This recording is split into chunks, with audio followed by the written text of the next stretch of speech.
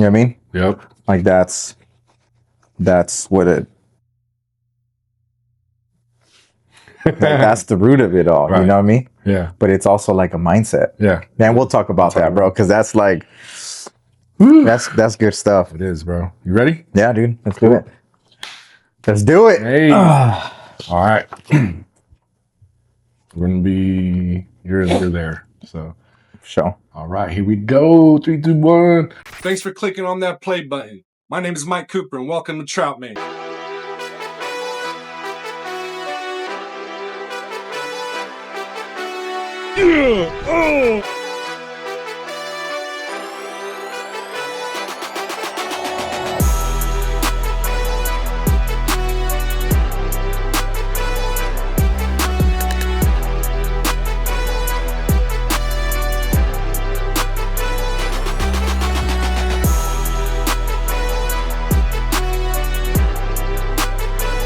Let's go. From the streets of Southern California to the cold waters of the Eastern Sierra and beyond.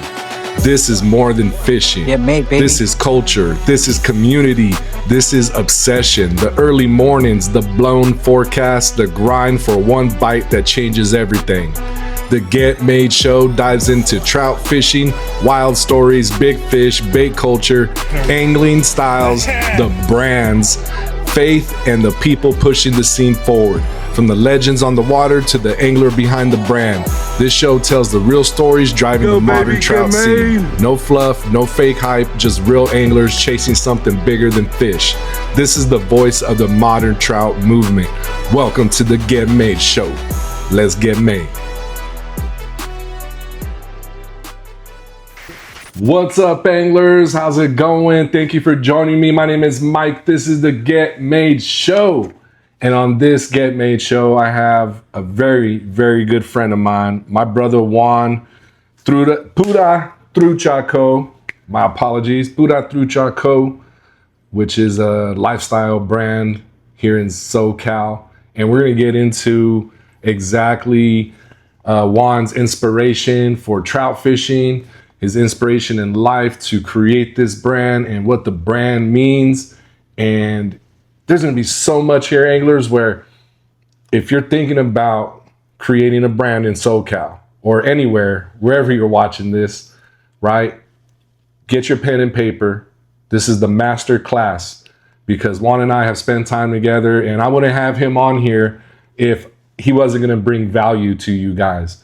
Okay, he's already brought value to me in my life through fishing, through fellowship, through us just talking about business, fishing, and God. So you guys are in for a good one today. I do have my list of questions. We just went over them. He's been going over them for a little bit. Yeah. But it's going to be a good one. We're like, man, let's just start. Let's get this rolling, and let's get made here on the Get Made Show with Juan Valera, Pura Trucha Co. Bro, thank you so much for being here, bro. Appreciate it, man. Appreciate it. I'm stoked. I know we've been talking about it for a minute. And then I remember this was maybe, I don't know, a couple of years ago where I was like barely starting like in my fishing journey. Yeah. And when I started trout fishing, and I was, I think you had mentioned, I think it was like at a tackle meet somewhere. And we were talking about like, oh yeah, man, like, you know, just keep going at it. And then eventually, like, you know, we'll get you on the show, and here we are now, man. Yeah, absolutely. Juan started, you know, we're going to talk about your fishing journey. Well, let's start there. How did your fishing journey start?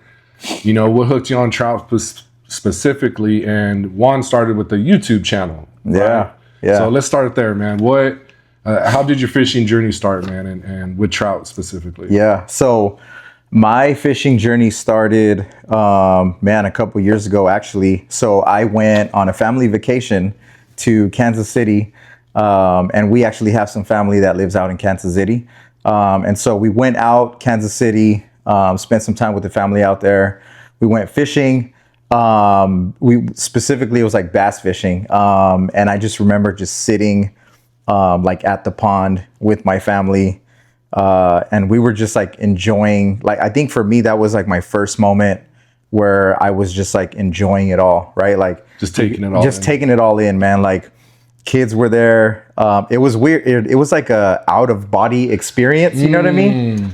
Like I was there. God telling you, you're supposed to be here right now. This is your life. Enjoy it. I mean, that's awesome. Yeah, dude. It was a trip. Like I just remember feeling like super peaceful.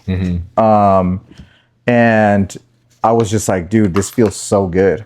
And so from there, fast forward to trout fishing.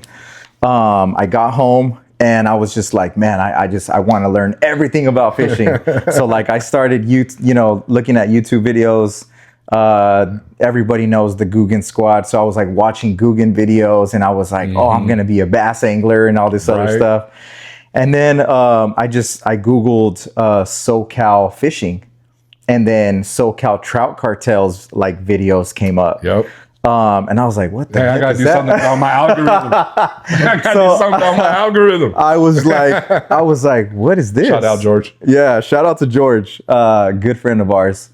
So I clicked on the video, and it was one of his videos about trout fishing. And I was just like, what the heck? What is this? Like, I was like, oh, this is interesting. This is different. And at the time, I didn't really know too much about fishing, right? Like I was just getting into it. So yeah, for sure. So I started watching, like I went down this rabbit hole. Like I think in his video, like he's super cool, calm, collected. He's like educating you in his videos, like, hey, this is what I'm using. This is what's going on. So like I was learning as I was watching the video. So I was like, oh, this is actually pretty dope. So I went down this rabbit hole, like a couple hours in, I was like watching like so many videos. And I was like, dude, like I want to check that out. Like I want to see what that's about. And then that's when I was like, I went to Bass Pro Shops and then ended up getting like a ultralight, like ugly stick rod. I had no idea what the heck I was doing, right? It wasn't until later, once I started to like really understand ultralight fishing and understanding to the culture, the community. Oh yeah, for sure. But yeah, that was my introduction to like trout fishing. But man, it's expanded over the years for sure. And I'm hooked, bro. Yeah, I'm hooked for sure. So from that point, Juan, okay, like you said, like you geared up, right? Went to Bass Pro Shop, even though you didn't know what was going on, right? From that point, tie in the community, social media if you can, but how, soaking all that stuff in, and how did that help you evolve as an angler to the point you're at here right now? So, crazy story. So as I was watching, George's videos, me and my daughter, my oldest daughter, Brianna, we were just everything about trout, bro. We were just watching videos and videos. I think my wife was sick of us watching videos, bro. Like literally, she's like, another fishing video? She's like, can't you guys watch something else? But we were so hooked on it. And it's crazy. Like one Sunday, we just, we're going to church. We're at church in Rancho. And so we're at church and I see like George, SoCal Trout Cartel from afar, right? We're in church and I see George like walking by. Think you got? And I'm like, it was a trip. I did like a double take and I was like, what the heck? I'm like, yo, that's the dude from the YouTube videos. And then my daughter was with us and I was like, Bree, look, it's the guy that we've been watching on YouTube. And she's like, oh my God, Dad. She had, she was like all like geeked out. And so long story short, after the service, like I went to go introduce myself to him and I was like, hey man, nice to meet you. I was like, hey, are you SoCal Trout Cartel? He's like, yeah. And like, I could tell like it's happened to him before because he just knew how to handle the situation. And so my daughter met him, I met him. We like, had some small talk and he was like, hey dude, like if you ever want to fish one time, like just hit me up, like let me know, I'm down to go. And so that turned into reality. We went fishing, and like I just stayed hooked. And then through him, like I met different folks, right? And I've just been connecting and meeting different folks in the community. And with that, like that's just allowed me to like learn and understand like the trout culture that we have here in SoCal. And just like being part of it. Like I think now with my brand, Like I want to make sure that I bring some type of value like to the community. And so that's kind of like how it started and how it's allowed me to like evolve and get into the community and the culture and just like soak it all in. Yeah. And now it's just a part of me. It's what I do, man. That's awesome. Yeah. And what kind of fishing style would you identify with most? Like, I love mini jigging, bro. Mini jigging? Yeah. I don't like, I think at first, I tried different styles. I was like, you know, your bait and wait, right? Mm-hmm. So I'm like, okay, let me try that. And then, I was just kind of just sitting there and I'm just like, man, like, I feel like I'm not doing anything. Like, I feel like I need to be doing something. Right. You know what I mean? Like, I felt like I wanted to earn a fish. And so like, I tried that and it was like, it's all right. You know, don't get me wrong. Like when you go out to beautiful lakes like Mammoth, Green Valley, you know, like awesome lakes that we have near us, you're able to just like sit and soak in, you know, the environment.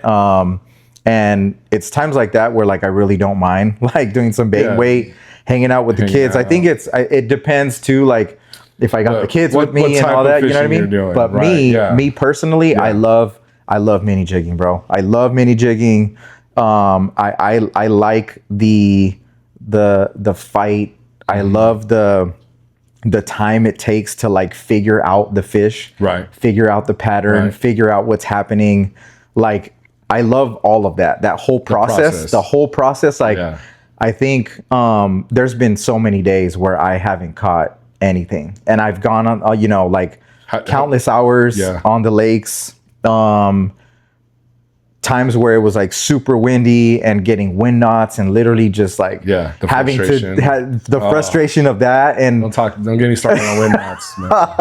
So like, you know, doing all of that. But to answer your question, mini jigging is like, I love it. It's my go-to for sure. How do you deal with the hard days on the water?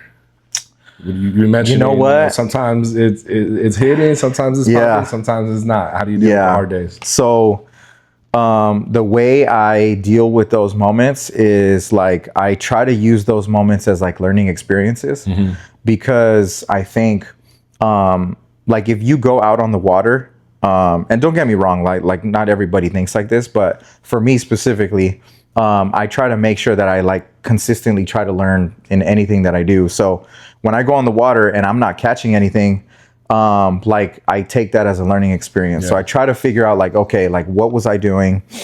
The time of day that I went to fish, right? Like, and I just try to learn and understand like everything that I was doing that day that just didn't work. And then that way it's like, okay, cool. I'm going to use that information, that data, and not do it again. So it's just like, you know, and there's going to be times where you do take that data and then you go on another day and you do something specifically different and you still don't catch fish. And so it's just knowing that like that's fishing. Like it is. You're not always going to get on fish. I think I struggle between like data and personal preference. Like I could go to a lake and know this color jig didn't work that day. But I love that colorway. Yes, so you're like, this is my favorite color. This is the first thing I'm gonna toss on. So you know, it's hard to go with the data, is what I'm saying, because your instincts, and sometimes it works out, you know, in that sense. And I've learned really quick to touch on that is I've learned to take the emotion out. Right? Because if I get emotional, I'm gonna throw on, oh dude, I like this colorway. Oh, this looks sick. But like, you know, that's kind of deep. If you're throwing like super bright colors, and you know, like you're in the Sierras, like bro, you want to use natural colors, like your chances of getting on a fish just because you think this colorway is dope, like you're less likely to get on a fish. So you have to understand and take the emotion out and be like, okay, cool. I know where I'm going. I know the body of water. I know typically like, you know, they do well with natural colors. So let me get the emotions out of it. And let me look at, you know, my jigs, my minnows, like, you know, just anything that you have in your arsenal. In the water, and even too, let me like turn over a rock or two. Let me Yes. do that. Yeah. Let me look and see if there's a hatch. Yeah. You know, Dude, they're man. I like how you're saying taking the emotion out of it. Yeah. Anglers, if you're not picking up what's being, it's not about fishing. Yeah. I mean, Not about. I mean, we're talking about fishing, but yeah. what we learn on the water, we could apply to life. Yeah. And 100%. we're going to be talking about the business aspect of what Juan's doing. Yeah. And you got to take the emotion out of that as well. Yeah. So, you know, I hope you're seeing through the veil right here, anglers. Yeah. Right. And seeing what we're really talking about. But right now, we're definitely talking about some fishing and stuff. You're talking about learning a lot, Juan. Yeah. What's one lesson fishing has taught you that you have translated to your life? Bro, dang, that's deep. I would probably say, I think patience is the biggest learning that I've taken out of like fishing. Because I think like as that relates to faith, right? As it relates to like my thought of life and, you know, that type of stuff. Sometimes like stuff happens in life that you think, you know, we're supposed to go one way and it doesn't go that way. And that translates to fishing. Sometimes you think this jig is gonna like land you the 10-pounder and like you skunk. And so like understanding, right, patience for sure. But I think it's like, oh, this is deep.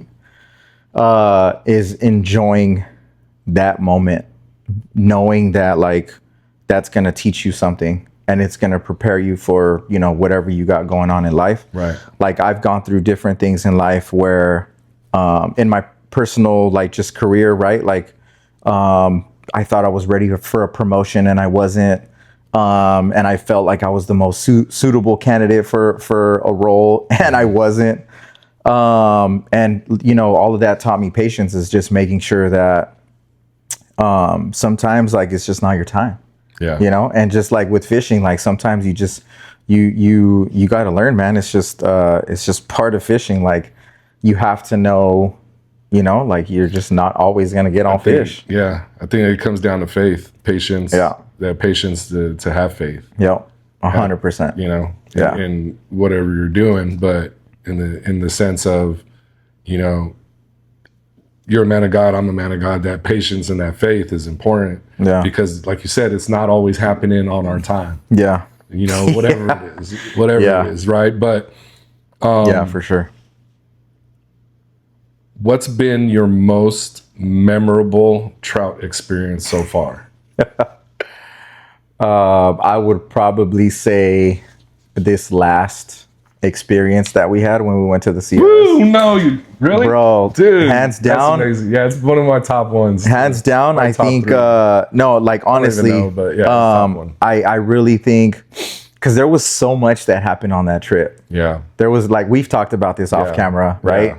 Like how like God moved in that whole trip. But like I didn't even, like, little behind the scenes, I didn't even know, like I started editing the video, and in the beginning of that video, Juan's showing me the hat, this hat. Oh yeah. Right? The hats, all his lids, and I'm like, oh, you know what would be good if you match that hat with the brook trout.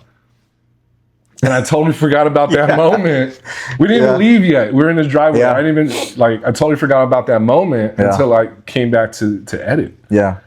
And it's like, It was like foreshadowing. yeah, it was. And it was like you said, and you know, right now, like God was moving through this whole trip. Yeah. Like, didn't even know it was happening. Yeah, no, honestly, You know? like, yeah, just honestly, how everything played out that trip. The group of guys that were with us, solid dudes, man. Yeah. And just like how that trip played out, and then obviously just landing the fish on the fly, like that was my first time ever fly fishing. Landing a fish on the fly, and like it's so different than what you're used to, because like I love spinning, I love spin fishing, and so there's no drag. right? So immediately when you get bit, like you're on. Yeah. So there is no drag. You're not letting a fish fight and letting your reel do the work. Like, no, you're stuck. You're like, you got to figure this out. So like your drag is pretty much like your hand on that line. And, you know, we learned that after your first one. Yeah, for sure. Because, you know, it's when, and, you know, I was coaching and guiding Juan through that, you know, the roll cast in and all that. And I knew I had to get to that point, to the drag, because I knew he was going to get a fish. I knew it. But you don't want to overwhelm somebody, because as you learn, there's so much going on. There is. In that fly fishing setup, when you got that fly rod in your hand, there's so much going on. But you did amazing, bro. And you had that patience. Thank you, man. You had that patience. And I was about ready to be like, you know what? Screw this, bro. I'm gonna throw this. I knew you I'm gonna throw this spinning. I knew you were, because like at one point you like untangled everything, and then it was ready to cast, and then it was stuck on the log.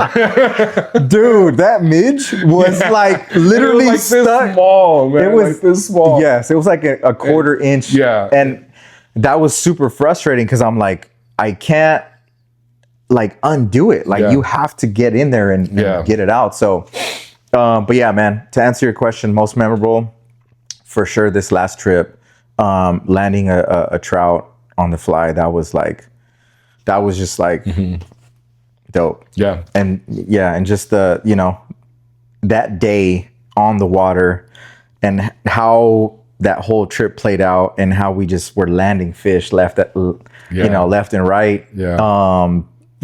Seeing Kai there, chopping it up with him.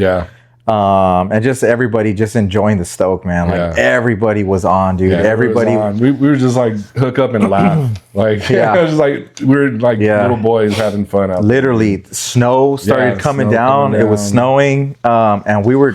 Dude, everybody was just joking, having a good time. Everybody was getting on fish. Everybody was like sharing information on what was going on. So like for sure that was super memorable, man. That was fun. Yeah, that was fun for sure. What's your PB trout overall? It would be at Pyramid. Sweet. Yeah, the Lahatan, 15 pounds. Nice. That's right. We talked about this, so I told you have to go get your pin. Yeah. Yes. Dude, if you guys haven't seen that video, check it out on my page. But man, that was crazy. I've never, like, I was just like, dude, this fish is like, I'm never gonna get this fish. Like, it's not coming up. So like, dude, I was on 4-pound line on a 1,000 size reel. Crazy. That's crazy. Like it was crazy. That impressed me when you told me that story on our trip. That impressed me the most. I was like, I like, because now like 15 pounds, it's a great fish. But it's like, okay. Yeah, it took a minute. It took a minute. But you were on a 1,000 size reel with 4-pound test, bro. Dude. Who told you to go with that setup? Nobody told me to go with that setup. I don't know what I was thinking, dude. But that's what I had, Yeah. So I just I was just like, I think I'll be all right. How long was the fight? Oh, 45 minutes. 45 minutes, because I was so careful. There was so many times where I saw the backing of my line, and I'm like, oh, this is not good. Not good. I'm like, bro, this is about to break off. And like, it was that back and forth. Yeah. Fish getting tired, and I'm like, oh, dude, let me get this fish in, and then it takes off again, and I'm like, oh my god, bro. And I was on a float tube. Yeah. So that thing it was taking me all over the place. Ride. Yeah, dude. It was me and my buddy Josh. What time of year? Ooh, I want to say it was April, maybe. April. I'm not 100% sure. A little later in the season after spawn. Yeah, but it was, it was, that was wild, man. That was fun. That was fun. Never again if I do it a 1,000 size reel 4-pound. No. No, I told you, like, you got to check that, like, weight class line. You might have broken a record. I don't, who knows? Maybe. Yeah, but that was wild. Man. Yeah. Awesome, dude. Yeah. 15-pound PB Cuddy. Most memorable Eastern Sierra opener. That was your first opener as well, right? Yeah, dude. I mean, I've heard, from you and other anglers, like, oh man, you have to check out the Sierra opener. Yeah. and just hearing everybody talk about like the culture, right? And just like you're surrounded by anglers that love fishing, right? Like nobody just pulls up on that specific weekend to just pull up. Like everybody is there intentionally to go trout fishing, and enjoy the community, right? Like you want to definitely enjoy that. So I hear about it, I heard about it, right? And I was just like, man, I really need to like experience that. I want to see what that's like. And thankfully, man, this last so trip, it's worth the hype to experience one opener 100%. At least. Yeah. Hands down. Like if you haven't experienced an Eastern Sierras trout opener, like definitely get your boys together, get the fam together, whatever you got to do. But definitely like at least one time in your life, you gotta go out there, enjoy that. It was super fun. That's awesome. Yeah, that's awesome. Blast. We're gonna shift into the brand building of Pura Trucha. Okay. Man.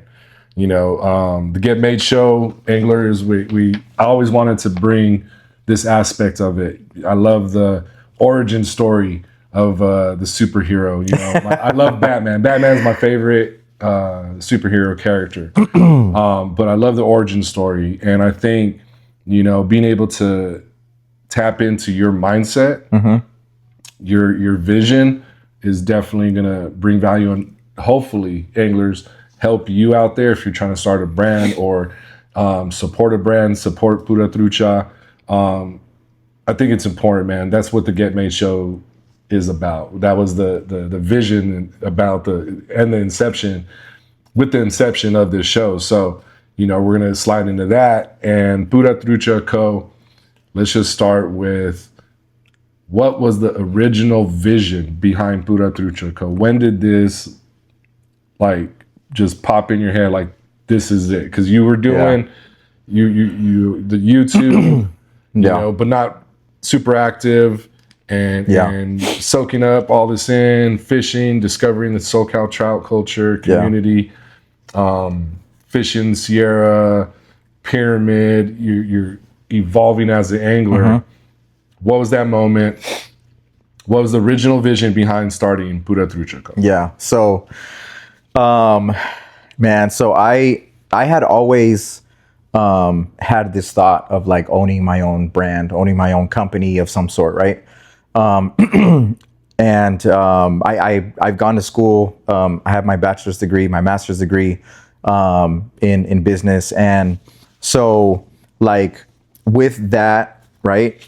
And just like my experience of working in my professional career, and I have a lot of experience in business. I've been fortunate and grateful enough to work for top Fortune 500 companies, actually top 5 companies. And so, you know, I've been surrounded by great leaders, great people, you know, people that like really understand business and that are very successful in life. And so, you know, when you hang around with people like that, or when you spend time with folks like that, it's very encouraging, right? And I think I was just at a place in my life, and I'm just like, man, like I got to do something. Like, you know, like if I continue to do what I'm doing, I will continue to be in the same place that I will be in. Right. So like your professional choice career, was like great, right? Yeah. But not your purpose. Yes. Yeah, definitely not. And so, you know, that led to me just like, okay, I need to, I want to make something, right, that represents me, something that's a passion of mine. Cause I like, I'm not thinking through like a cash grab. Like that's not what this is. Because when you're passionate about doing something, like it's not going to feel like work. Like you're just, you're going to give all of your energy, any ounce of energy you have, like going into that, like you're going to consistently stay focused on it. So I was just like, okay, like what can I do? What am I going to do? Right. And so I love fishing. I love trout fishing. And I've always been artistic. And I've always thought about like cool ideas and different ideas. Like my mind goes like so many different directions. I have so many different thoughts and different ideas. And one of those was just like, what if I created like a brand, a fishing brand, of like streetwear, lifestyle, you know, clothing, hats, just merch, right?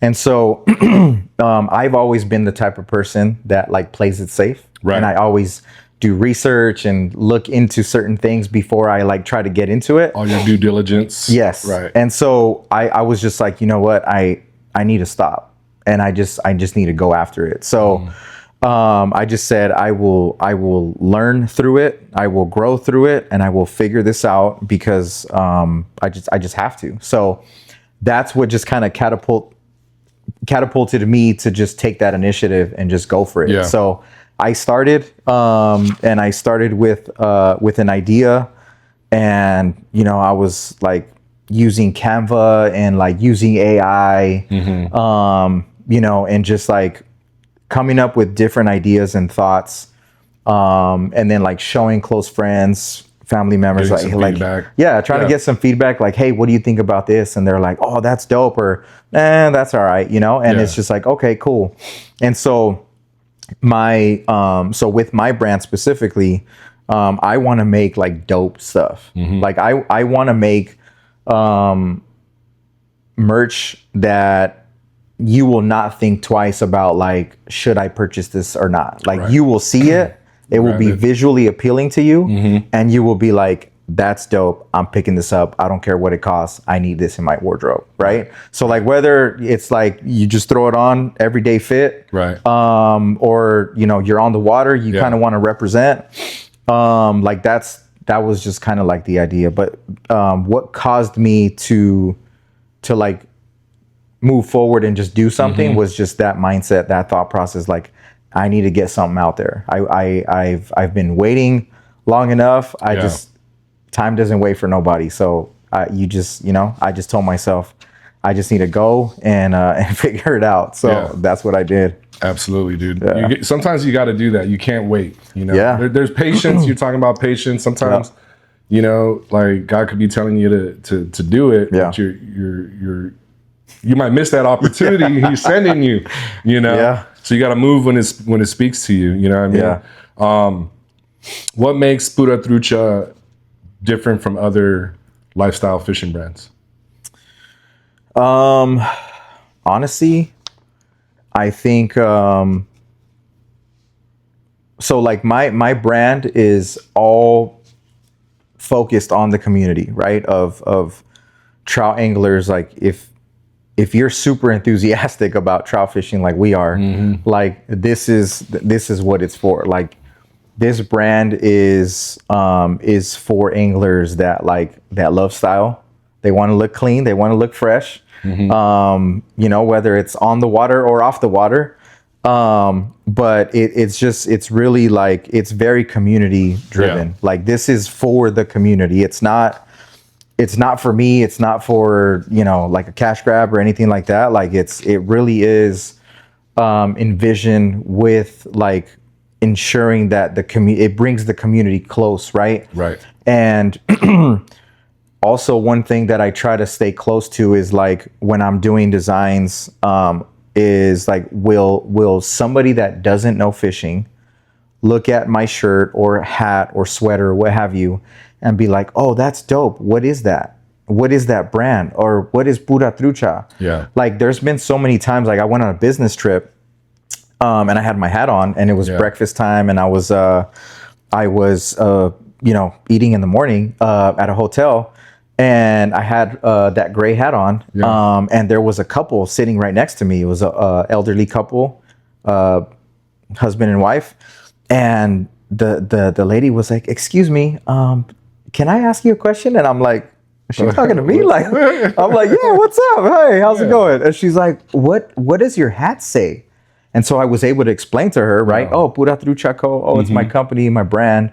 You know, and I was like explaining to her, and she was like, "Oh my God, that's so cool!" Yeah, like that is exactly like what I try to do, right? Like when I think of different designs and stuff, it's intentional to bring more awareness, right, to trout fishing, to fishing, to let people know like what this culture is, what this community is, because it's special, man. Like it's definitely unique.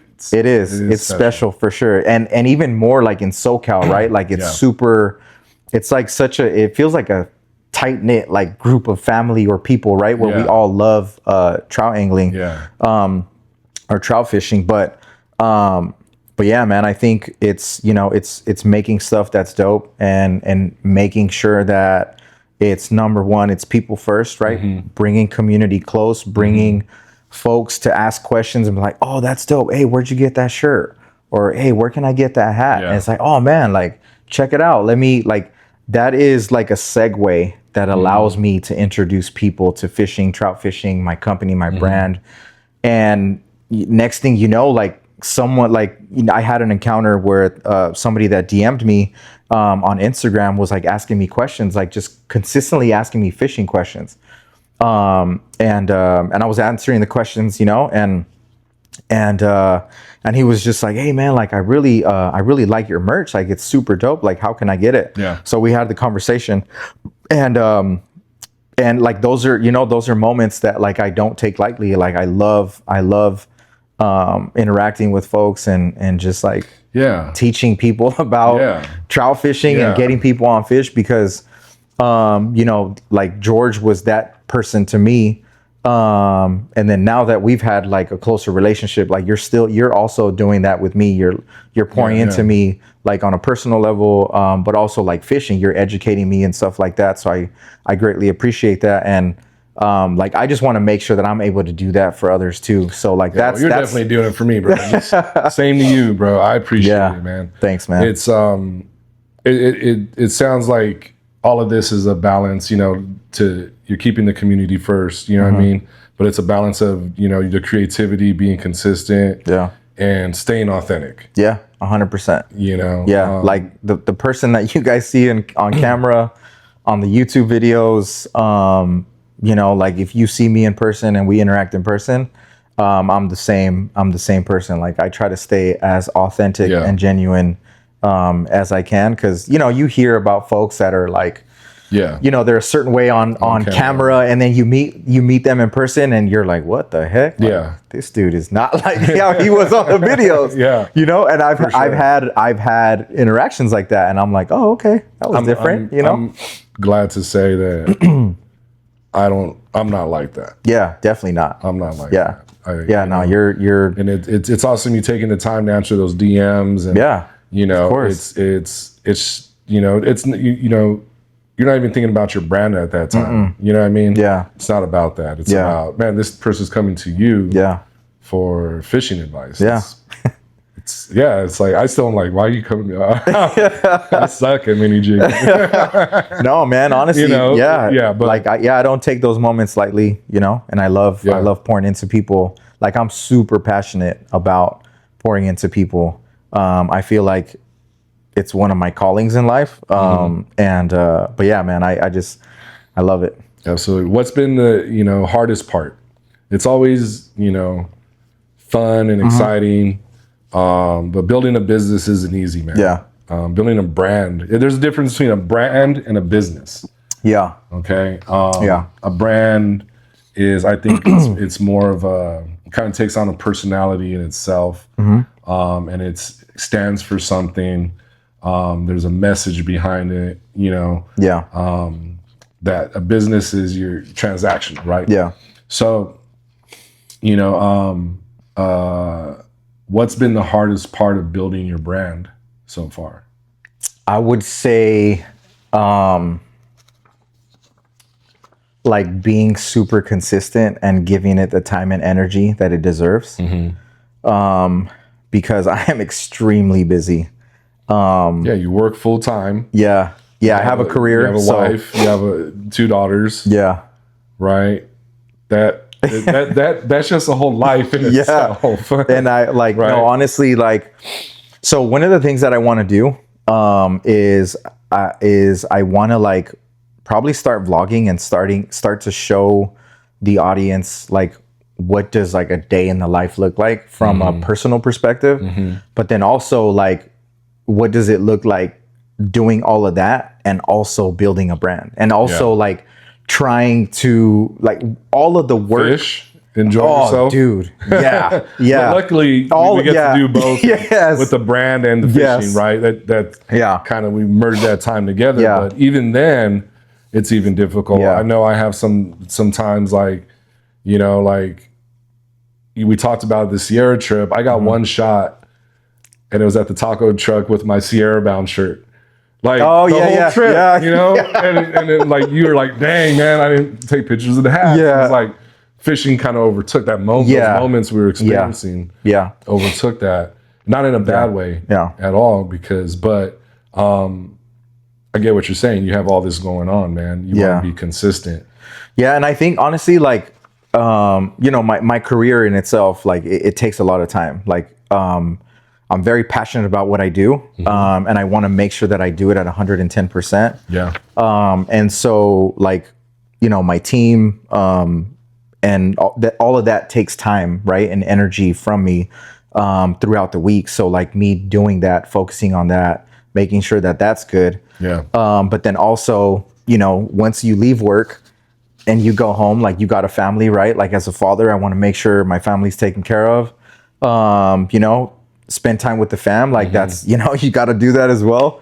And so, like, doing that, and then also, you have folks like reaching out to you and on Instagram, on social media, responding to them, but then also, like, sourcing the material for your specifically me, that I'm doing merch. Like, I have to source the hats, the shirts, the hoodies, and all of that. Depending on the lead time, can take some time, right? Depending on where you purchase it from.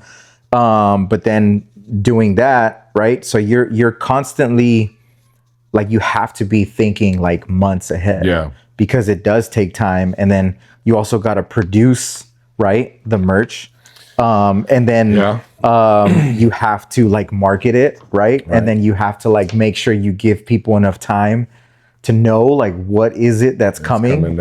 So it's all of that. And what I'm learning is, like, how do I balance it all, but still, like, continue to drive the business, to like stay consistent, because I don't want to just, like, fall off, right?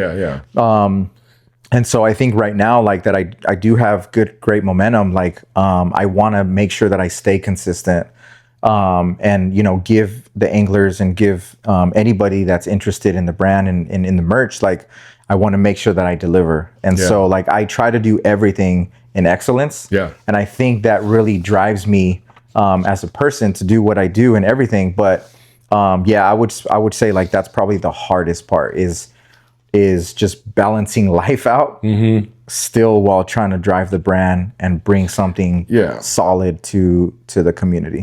Because it's you don't want the quality to suffer. And you don't have to put 12 hours in a day. You could put that same effort into 2 hours.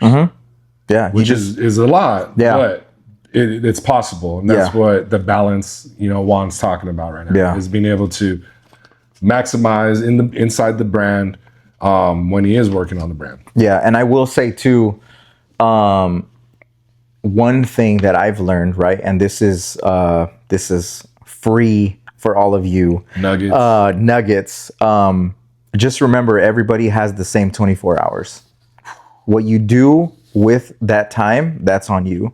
So if you want to be successful, you are going to have to give up time. You are going to have to give up family time. You are going to have to give up sleep, because we all have the same 24 hours.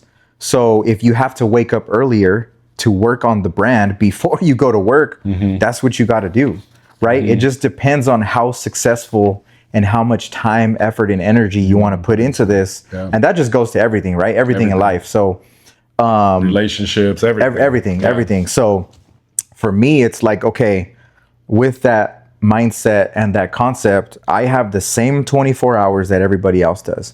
What do I do in these 24 hours that's going to make the best use of my time, to ensure that I still give my family time? It's not taking time away from my professional career.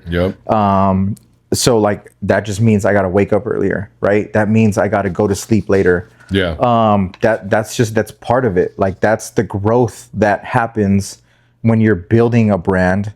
Like that's the stuff people don't talk about. That's the stuff where people they get discouraged and they're just like, man, like this ain't for me. Like I'm good. Like I'm straight. Like I don't want to do this. And it's hard. It's not easy. It's discouraging at times.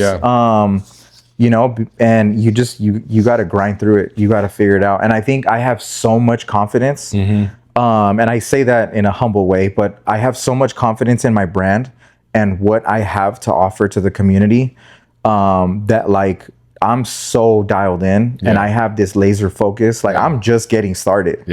Like I'm literally just getting started. And like I envision my brand being so big that I see it in stores, right? Like it's like a Salty Crew or a Columbia, like stuff that you see, right? Like at Tilly's and all that stuff. Like I wholeheartedly believe in my brand that much. My vision, the culture, and just what it stands for, what it represents, and like the dopeness that I have to provide to folks. Like, amen. I strongly believe in it. That it's just a matter of time when it happens. But like that is what just keeps me just like fired up. Like every day I'm like, man, like, okay, I got to think about this. I'm thinking about, and sometimes I'm just up at night, just thoughts, right? I'm just like, okay, like, oh, that would be dope. And then I just grab my phone and I jump on ChatGPT and I throw this idea in there. And next thing you know, like I'm up till 2 a.m. And it's like 11 and I got to go to sleep because I got to wake up at 4 a.m. And it just, you know, like it just, dude. But those are those little sacrifices. That you make as an entrepreneur. You know, where I'm gonna sacrifice a couple hours of sleep because I know this is gonna be a banger. And like, you know, and no, man, honestly, like, you know, not to say too much, but we're working on something. We are working on something. And we had a phone call. Should have recorded it, but it's okay. Oh yeah, that would have been dope. We had a phone call, a conference call, call with someone that's involved in the collab. And it's going to be epic. That's all we're going to say about it. It's going to be huge, man. The collaboration, and Juan and I talked about that too. You know, we just on this trip we just didn't say, hey, let's collab. I think I mentioned this in the last podcast. We didn't say, hey, let's collab. We spent the whole trip. It was on the way home, like an hour till we got home. A couple hours, and where I was like, hey, bro, this is what I've been thinking. And this is what we need to call it. I'm not going to say that. Don't say it, bro. Someone will steal it. Epic, and you don't even know. I think, honestly. So it was, we both, you know, it felt right. It came up naturally in the conversation, and based on the moments we had on the water, it made sense into our journeys, our path, both of our paths forward in fishing and life, our faith and our brands. It just made sense. So I'm stoked for that, bro. Man. Hey, dude, that phone call was epic. That's gonna be. You guys don't even know what transpired. That's gonna be super game changer, bro. It is a game changer, legit. Like, and we're gonna give you guys all the behind the scenes. When that comes out. When that comes out. But dude. You're sharing a lot, Juan. You're sharing a lot of just yourself, man. And I appreciate you opening up, giving these anglers some direction and things to think about, and to know that it's okay to have those tough days, to have, I've had creative block, you know, where nothing's, you know, and, you know, a video might sit on the editing table for so long until I get that inspiration. But, you know, when it comes to Pura Trucha, dude, your vision is amazing. I got your back through this, bro. You got Thank you, man. 100. I told you, you know, numerous times. I'm gonna be rocking it right here on the channel. As you are already. As I am. As you are already. As I am. Appreciate that. Thank you, sir. I went with my Trust God bro hat that's today. a sick hat. Yeah. I like that. But yeah, dude, I like that one. The cherry blossom. Yeah, the Japanese inspired. The Japanese inspiration Yeah. one. I like that one. I haven't even worn it yet. I'm waiting for a opportune time I can for like a dope fit. Nice. You know what I mean? That's what I'm waiting for. So it's untouched right now. That's what's But up. Pura Trucha means it's more than fishing. It's more than trout. Yeah. Pura Trucha, translation Culture. is like all about trout. Yep. Right? Just All about the trout. all right? about trout, man. Yep. What does the name represent to you personally? And what do you hope, man, when people buy your merch and they put it on and they're on the water and they catch a fish? What do you hope they feel from that when they wear it? Dang. Man, honestly, like I want people to feel like inspired for sure. Cause I think, like when all of my interactions that I have with everybody, dude, like I don't take that for granted. Like Yeah. I love getting to meet people, having conversations, building relationships, getting to know everybody. And so I think like that drives everything, right? Yeah. And so like someone will get connected to me, right? Or whatever conversation we're having. And they're like, dude, like you're dope. Like you're a good dude. Like Yeah. I want to support you. Like Yeah. what, like, let me see what you got. Like, Yeah. like let me support you in some way. Yeah. And I'm super appreciative of that. But like when somebody rocks the merch, I want them to feel like inspired, man. I want them to have that confidence to be like, bro, I got my lucky Pura Trucha Co shirt on. I'm about to get made. You know what I mean? Look good. Coach told me one time, look good, feel good, play good. Yep. And dude, that's a nugget right there. Yeah. Like honestly, It is. Like for example, when you go to a job interview, right? Like you don't. Oh, I'm you don't. suited and booted. I got a Yeah, you don't go looking like a bum. Right, I don't go looking like a trout bum. Yeah, you Unless it's a trout job. there you go. But like Bummy you thing get beans, like, suited yeah. and booted, throw on some fresh cologne. Right. Make sure you got like a fresh cut. Yep, And all of you men know what this feels like when you get a fresh cut and you walk out of the barbershop. That makes you feel just a certain type of way, right? So like that, right? Like it's like, man, when you like throw on a hat, right, as you guys can see here, just anytime anybody's able to throw something on and represent and support the brand, I want them to feel like they're part of something, right? It's not just like, oh yeah, that's a dope shirt, I'll just throw it on. Oh yeah, it kind of matches. Oh, I got my fresh J's, I got this red, no, I want them to feel like they're part of something, right? And they're part of a community that like stands for something that brings value. And so that's perspective. Yeah. Yeah, man, that's definitely what I hope people, get and feel like when they do like rock the merch or, support, when they see it and grab it, they're just like, oh dude. Yeah. That's well, dope. no one's out there giving Colombia shout outs when they catch a fish, dude. So that's awesome. Yeah. Right? Like, yeah, for sure. Like on the made bait side, no one's like, what's up, Berkeley? Yeah, shout out to Berkeley. Shout out to Berkeley. Yeah. No, they're like, get made, Yeah, and it's not a shot, it's not a shot to all, Berkeley or anything, but it's just the importance of a culture. That's what a brand is. Yeah. That's what a brand is. That's what the brand does to your customer. Yeah. Is makes them feel a part of it. Yeah. And that's a great explanation for that. Bro. Yeah. Thank you. Yeah, of course. Thank you for that. All right. So what we're going to do, man, we're going to roll into kind of SoCal trout scene, bro. Okay. All right. I like that. Yeah. So how would you describe the current state of the SoCal trout fishing community? Thriving. For sure. Okay. I think I love that. At least for me, like, because I try to like, really indulge myself in the scene.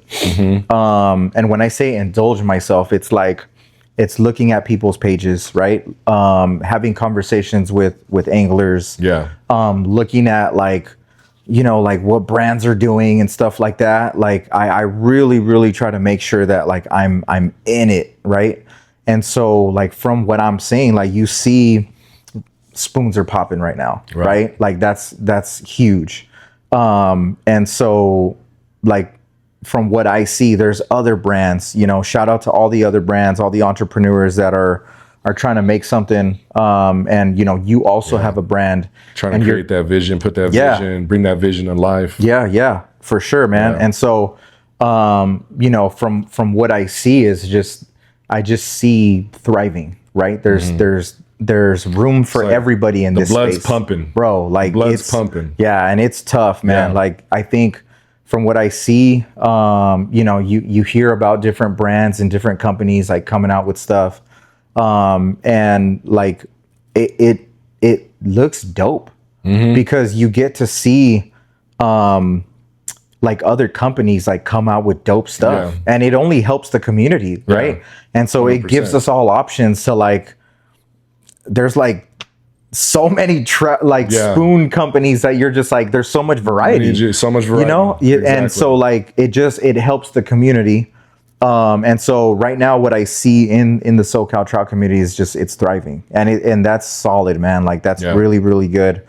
And I think it's good for everybody. And it does create competition, but it's like it's part of it. Like that's what business like is. I was saying, I challenged all the bay makers, step your game up on collabs. Oh man.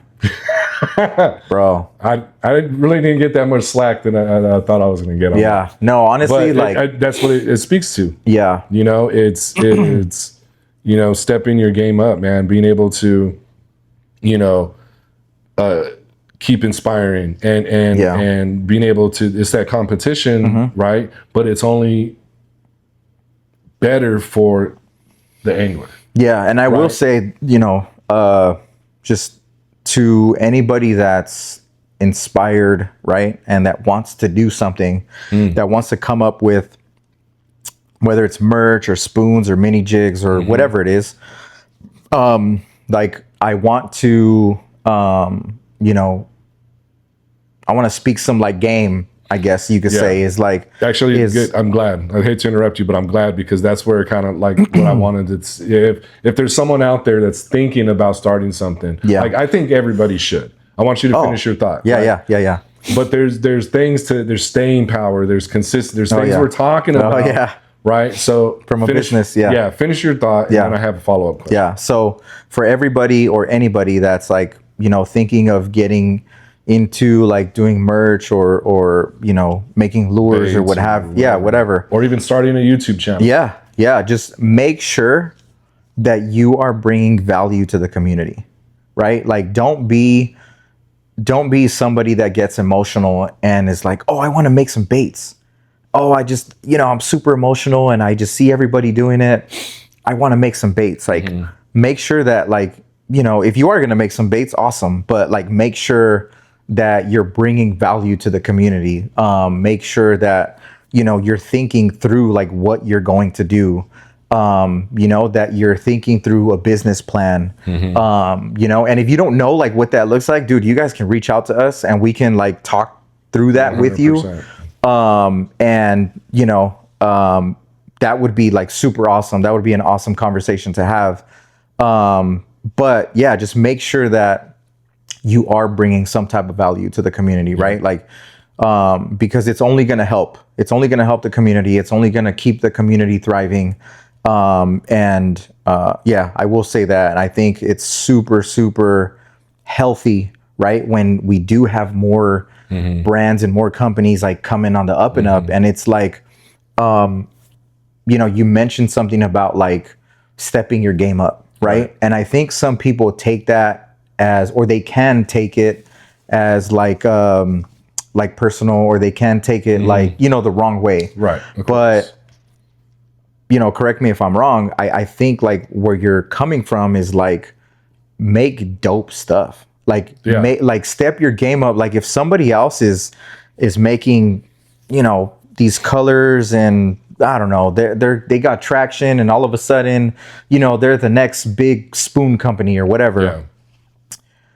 and you're also a spoon company and you're not popping and your things aren't working out for you, step your game up. Yeah, like do something different. Think outside the box. Yes, you have to consistently push the limits, right? Like you got to think through, okay, what am I going to be known for if I do come out with this, right? And just like step your game up. Like you don't want to have a plan. Yes. Implement it. Just don't free willy it. Yeah. And you're not going to survive that way. Yeah. Right. Which kind of leads me to my next question is, what do you think is the number one killer for small brands in the SoCal trout fishing community? Like what stops the drive? What walls do they hit? Man. Because there is some really stiff competition. Oh yeah. There's some very creative. I know I'm very creative. I know you're very creative. I know some other guys out there that are very creative. And there's times over these years where I'm just like, dang, that's dope. I wish I would have thought of that. Yeah. Or like, dang, I thought of that, but I didn't. I didn't act patient. on it. Yep. I didn't act on it.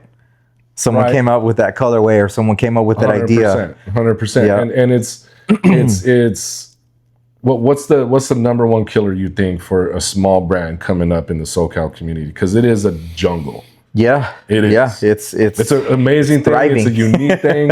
It's a thriving, right? That blood's pumping in that SoCal trout community body, right? Yeah, and not in a bad way or a negative way, but a small brand can get eaten up pretty quick. Oh, easy, 100%. I would say like a couple of things. Like if you don't know what you stand for, right? Like if you want to make some jigs, but like if you're really thinking like I'm going to create a business, I want to open up an LLC, right? And like we can have conversations about that, right? But like making sure that you're opening up a business correctly. Yeah. And so, like if you're not thinking through stuff like that, right? And you're not thinking like, okay, how do I open up a business? How do I do this, the right way? Yeah. But like a lot of it has to go with like maybe just not, you're not marketing your product, right? Enough. There's a lot that goes into it. Yeah. But I would say probably the number one thing that I hear a lot about and that I've seen a lot is like when somebody does a drop and nobody buys anything. And nobody's messing with it. Yeah. Right. And I've experienced it. Like I'm not afraid to. Yeah, bro. I'm not afraid to talk about that stuff. Like, bro, I'm super transparent. No, and I'm super open. Like, and stuff like that. Right. Where you have so much. You're like, bro, this is gonna be sick. Yeah. Like everybody's gonna want this. It's definitely happened to me. And you drop it, and like. Nobody buys anything. Yeah. You're looking at your website, you're looking at your Shopify or whatever you got, and 24 hours pass, nobody buys anything. And so now you're getting in your head and you're like, dang, was that a good idea? Like, and then you start like eating yourself up with your own thoughts, right? Yeah. But if you don't know what your brand stands for and you don't know like, the value that you have and you're not like super passionate about this, you yourself will eat yourself up and you will because you're not seeing that momentum. When the negative self-talk probably sets in. And that's a killer just dude. For men in general. And so you're just like people in general, you get in your head and you're just like, man, like maybe I'm not as dope as I thought I was. You know what I mean? Or you're like, maybe this wasn't as dope as I thought it was gonna be. Maybe people don't mess with me as like I thought they were. Yeah. And it's like, nah, it's not even that. It's just it takes time. It takes time. Like I'm going through it. Like it takes time. Like I have to know you have to put in your 10,000 hours. And if you don't know what that means, Google it. But you have to put in your 10,000 hours if you ever want to be really, really good at something. And so know that you have to grow through this process, not go through it, grow through this process and learn and figure out like, okay, maybe people don't like this colorway. Let me try this. For me specifically in merch, it's me trying to create colorways that I think people would like, right? Like I have a gray hat, I have a black hat, I have a burnt orange hat. I have a camo hat. Yeah. And so like I'm trying to think through different things. Like I know what I like, right? Yeah. And so I'm like, bro, if I see this, I'm gonna rock this, right? Yeah. So so it's just thinking through like, okay, being experimental, right? And like learning and understanding patterns. And you know, I've had these conversations with you and many other people as well. But just like understanding that from a business perspective, like it takes time. Like this does take time. you know, and even, you know, the better you get at social media, the better that you get at your marketing. But like if you don't have your back end, like in a good place, side, the business side taken care of, right? And you don't have all that stuff and you do this drop and then like you sell out and people still want to buy some stuff and you don't have shirts made. And now you have to go buy shirts and then it takes X amount of time to get it. And then you have to, you know, if it's all part of the customer experience. Yeah. And I'm sorry, I know some of you have suffered the lack of customer experience on my side just because I do have a lot going on. And it's, and I think that's a great point is, you know, number one, have a plan, anglers. That way, you know, you can grow through that, have a plan. If you don't sell as much, have a plan. If you oversell, if you sell out, right. And I think that's a good point to make, man. Yeah, and like that's huge. I think, you know, and just like being in communication with, you know, with people that are spending their hard-earned money to like purchase whatever it is that you have to offer. Like, bro, like communicate with those people and let them know, like, hey, you know, hey, I'm going through this situation right now. My supplier, you know, ran into this issue, you know, my lead time is now like maybe 7 days until I get this out to you. You know, my apologies, please be patient with me. You know, I'm gonna throw in, make it up somehow. If you're able to throw in, you know, some stickers or hats or whatever it is that you have, an extra pair of jigs or whatever it is, right? But like at the end of the day, you have to remember you need to take care of your consumer. Like, 100%. Like they are spending their hard-earned money, right, to purchase what you have to offer. The worst thing you can do is leave somebody on red. And they're gonna be like, bro, like what the heck? Like you said you were gonna ship it out and you didn't ship it out. It's 7 days. I haven't heard anything. And you know, like that is the easiest way you can lose customers. Easiest. So I would say to go back to answer your question, is just like knowing that like if you don't get that traction, right, what will eat you up, you'll get in your thoughts and that can be discouraging. And then next thing you know, you're just like, all right, maybe I'm just gonna stop. Maybe this isn't for me, you know? And it's just like, you gotta have that determination, Anglers. 100%, man. You gotta have that determination. Yes, 100%. What do you think, or how do you think, or do you think social media has helped or hurt SoCal trout fishing? I mean, there's a lot to that, I guess, because let's not think, we're not talking about spot burning or anything like that, okay? It's just with the evolution of the community and the culture. I would say it's helped. 100%. Yeah, how so? I would say it's helped the community because it's bringing more awareness, right? It's an avenue that brings awareness. So like, one thing that I remember very vividly is during COVID, right? I think all of us can attest to this. During COVID, right, when everything was shut down, if you went to Bass Pro Shops during COVID, everything was gone. Like you couldn't find anything. There was so much stuff sold out. And that to me was like dope because I was like, man, a lot of people want to fish. All of a sudden, now people want to get on lakes and want to go, you know, like whether it's a lake or the ocean or whatever, but like you were going to Bass Pro Shops or Turner's, wherever you were going, and like the shelves were empty. Everything was sold out. Right? And everybody was now getting on the water. I truly think that was a huge pivotal moment for just the fishing community. But but specifically, I would say like social media has definitely helped, right? I think it's a way where you can market, right? It's a way where you can create awareness, bring awareness. It is a way where you're able to like show your consumer, right? Like what you have to offer. You can show them like the journey of your process. I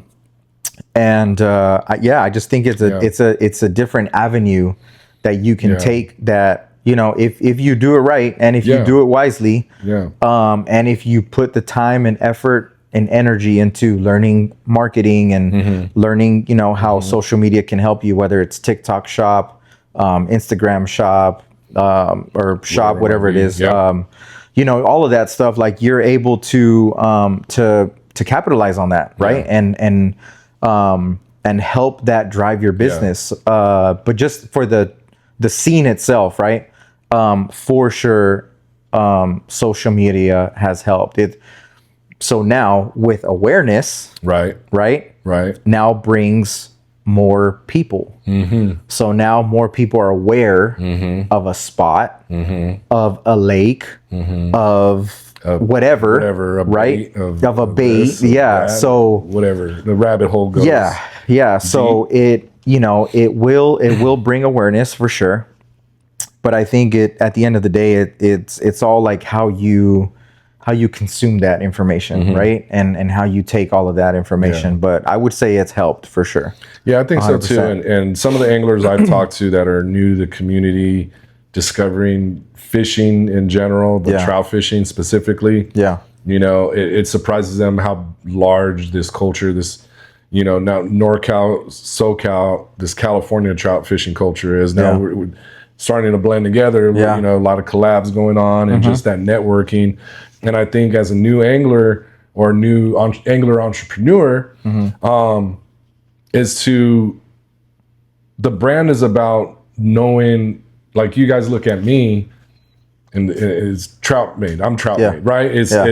And I think, you know, I built that community before I sold anything, you know, before I sold a bait. So I think it's important, anglers, if you are new and you're thinking about building a brand, okay, and you don't want to be left, you know, with no sales on your drop, you know, build that time, have that patience to build relationships in the community, fish with people. You know, your reputation is everything. Okay, how you handle yourself on the water.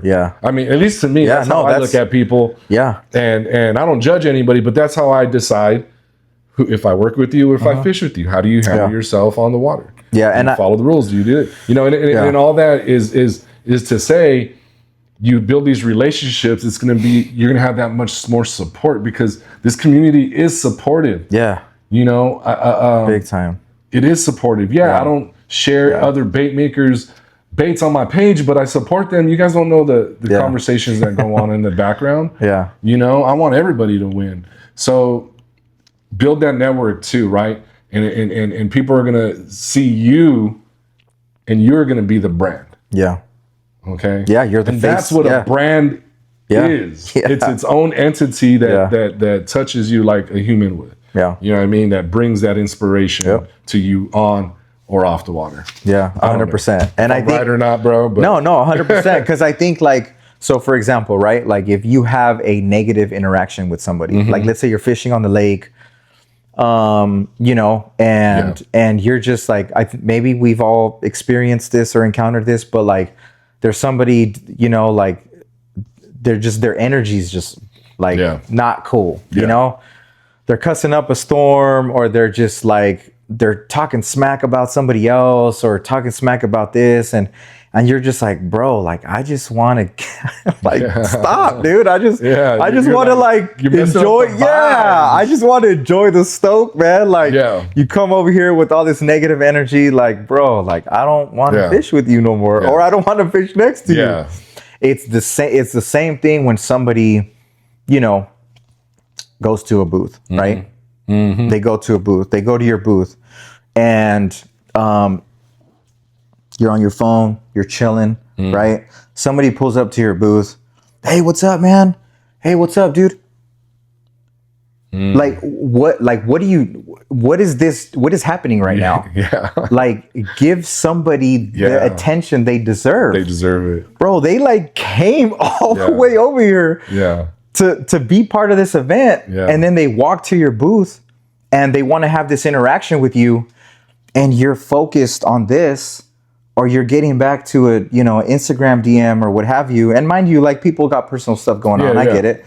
But like what I'm trying to say is like the interaction, right, that you have with somebody, like it's just as important, right? Because like at the end of the day, like, bro, people are human. Yeah. They deserve to be treated like humans. So like when you shade somebody, or hey man, like how much are your shirts? Oh, $25. And like that's it. Like you know what I mean? Like they're gonna be like, all right, thanks, man, and they're just gonna leave. They're gonna go to another booth. Yeah. But like when you are able to interact, have a great social conversation with somebody.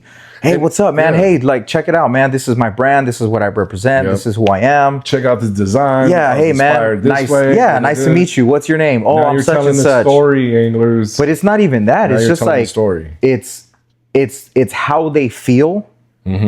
Their first interaction of how they feel of who you are. You're taking the time. Yeah, and so like that tells them a lot about you and the brand.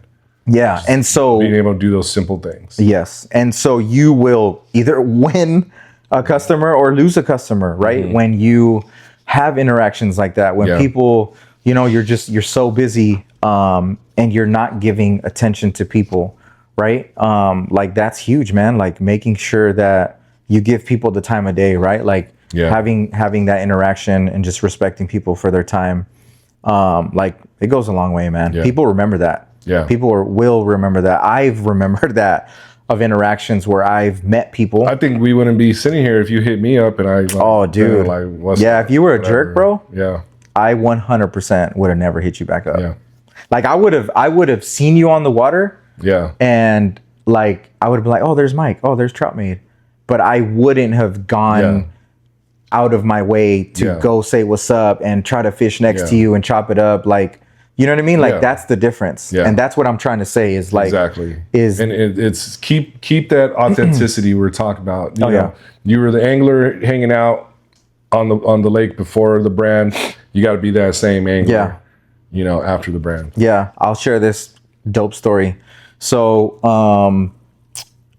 at the CML show, this was, I think you and I spoke. Oh, this was when I talked to you about like, I was like sharing pictures with you of like, oh look, these are some of my ideas that I'm thinking of coming out with and whatever, right? Yeah. That same show, and you've always like poured into me. I've shared some stuff with you, and you're like, oh bro, that would be dope. Oh, what about this? What about that? So you've always like helped, like influence me in a positive way to like keep pushing. But there was an interaction when I went to the Roughneck Anglers booth, right? And so I went to their booth, bro. I don't know them, right? I never met them before. Yeah. But like their designs are dope. And so I went to their booth, and I wanted to like just chop it up with them, and I just wanted to like see their merch and just see what they were about. Yeah. Bro, super dope dudes.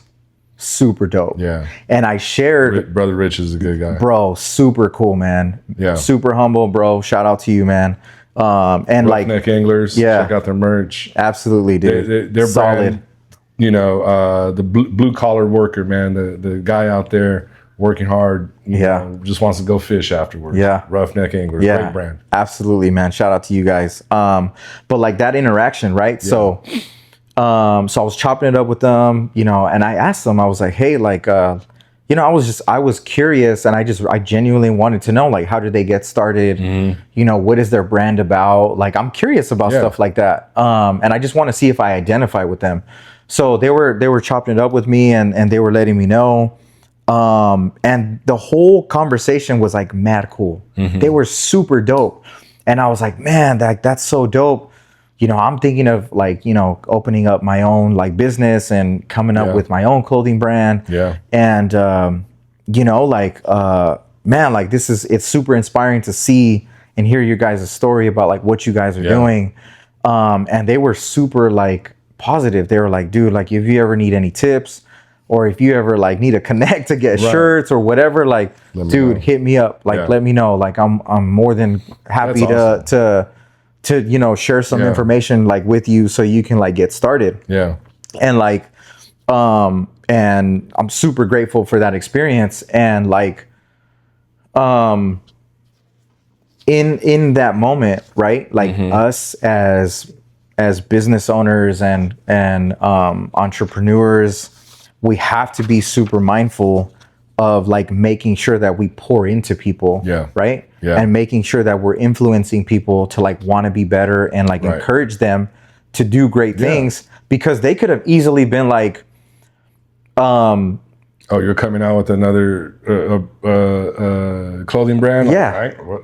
Yeah, and like we're saying, competition. Yeah. They could have, they could have easily taken it that way, right? And they could have been like, this guy's trying to be our competition, and then all of a sudden they shut me out. They're not having conversation with me, and it wasn't like that. But if you have an interaction like that, right, with somebody, and then change your whole perspective about that brand, change your perspective about the brand, but then it can also like kill somebody's like drive and be like, you know, fishing, right? What if it's their like first interaction? Dude. Like, what if like their first time fishing was that derby? Yeah. And experienced something like they went to every booth and all of us were like that. Oh, dude, they'll be like, that'd be horrible. Like, this fishing sucks. Like, all these people are jerks, bro. I feel like, I feel hurt, dude, because it's like I don't want anybody to think about that. Yeah, you would go home like that about our community, man. Yeah, and thankfully, man, like our community is super positive, super thriving, and just super helpful, man. Yeah, there is some. You have to gatekeep some stuff within your some stuff. I think. And that's okay, but and just know people will. Yeah. Right? And there's nothing wrong with that. Like don't like there's intellectual property, there's industry secrets that we adapt. Yeah. And, stuff like that. And that's okay, but that it's really cool when you're able to just that little thing right there for you motivated and inspired you to feel good about what you were doing in the community. Yeah. You're like, cool. Yeah. I'm moving forward with my brand. I'm glad to be a part of what I gotta pass that on. I'm gonna flip that to somebody else. Yeah. I'm gonna pour into somebody else. Yeah. And I had a full circle moment. Yeah.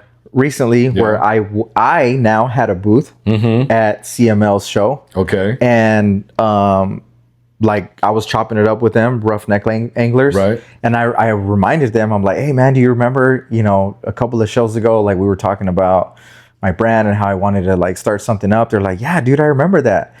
And they're like, bro, that's dope. Like, congrats, man, keep it up. Yeah. Like, you know what I mean? It was a dope full circle moment interaction that we had. And it's all love, man. It is. Honestly, like it really is all love. And I think I'm super appreciative of the connections that I've been able to make, the relationships that I've been able to create with everybody in the community. And man, like if you guys ever see me or Mike or anybody, right, like on the lake, or just anywhere in the mall, whatever, like church, legit, bro, at like church, dude, crazy, like literally, like don't be like shy or don't be afraid to come up to us and have a conversation and talk fishing. Like, bro, I love talking fishing. I love it. Like like the more I can pour into people and just also like soak in information, like, man, I love that. I totally enjoy it. So like, if you guys see us or see me, man, like, don't be afraid to, chop it up. Like, I'm always down to have a good conversation. Absolutely. We're going to wrap it up here, dude. I got a couple more questions for you, Juan. Let's do it. We're friends, so we could, we could talk forever. There's a lot we've talked about. Yeah. A lot we're excited to bring the anglers on a collab. Yeah. But a couple more questions and we'll wrap it up. Let's do it. How does your faith influence your fishing and business decisions? Dang. You know what? I wouldn't be where I'm at without God. Like that's the true core of just my thought and just my perspective. I don't think I've shared this story with you, but Come on. I don't know. it was about when I was in a car accident. No. Yeah, man. So I was in a car accident, and I'll make sure to share the pictures with you so you can Okay. give perspective for people to be able to see like the pictures of this car accident, because like the fact that I'm still alive to this day is like a testament, right? So I was in a car accident. I had just recently graduated high school, and I got this brand new. My parents they bought me like a brand new Toyota Corolla, and they surprised me. And it was like a month after I graduated high school, and bro, I was super stoked. Yeah. Super stoked. Like my first car, I was like on cloud nine. And so literally a month after I got this car, I was in a car wreck, and the car was completely totaled. And this was like in Ontario. So it was me driving. I was driving, and then my youngest brother, Moises, he was in the passenger seat. My other brother, Gabriel, he was in the passenger seat behind the back rear passenger seat. And then my neighbor, Shadow, he was sitting behind me. And so I was, I'm gonna share this quick story, just kind of testimony with you guys. So this was way back in the day when like rentals were a thing, where you rented a game or a movie. You went to go like drop off the rental, stuff like that, right? Yeah. So I'm definitely aging myself right now. I said Blockbuster. You're probably like, No, it was Redbox. Redbox. It was myself. Yeah. It was post Blockbuster, early Netflix, Redbox, right? Yeah. So it was Redbox. So I remember I was gonna go return this movie that I rented. So I got in my car, and I told my little brother, I was like, "Hey, Moy, you want to go with me?" He's like, "Where are you going?" I was like, "Oh, I'm gonna go pick up Gabriel and Abel and Shadow. They're at the skate park." So he's like, "Oh yeah, sure." So I remember vividly grabbing the CD, whatever, getting in the car. He got in the car, and then I was driving, and this was like, I don't know, 7-ish, 8-ish p.m. at night. So it was starting to get dark. Yeah. So pulled up in Chino, picked them up from the skate park. And I was driving, and I was going to make a left. So I had a green light, and I was going to make a left. And as I was going to make a left, I remember from afar, like seeing a light, right? And there was a car that was from afar that was coming towards me, and I'm like, oh, I got plenty of time, I'll make it.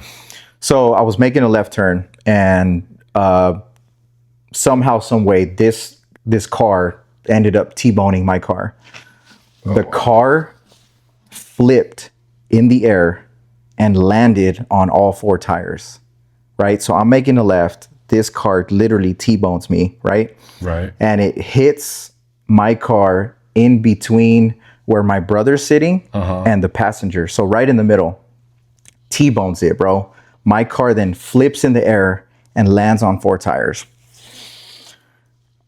That same day, whatever, there was 2 women that were on the corner that witnessed the whole thing. And this is how I know this was God, bro. So I forget her name. And I totally forget, but she's a nurse, and she was going to school for nursing. And she shared after all of this happened, right? She shared this moment with us in the hospital. And so she was going to that night she was with her mom. She went to go visit her mom, and she never goes for a walk like at night. And she just told her mom, like, "Mom, I want to go for a walk." And her mom's like, "What the heck?" She's like, "Yeah, let's go for a walk," right? Like, she never goes for a walk, bro. Never. Going to school for nursing. She goes on a walk with her mom. She goes on a walk, and she's at the corner where this accident happened, literally on the corner. And so she experiences this accident, and I remember the accident. I just remember turning, and then I just remember just like a sudden, and then I remember opening my eyes, right?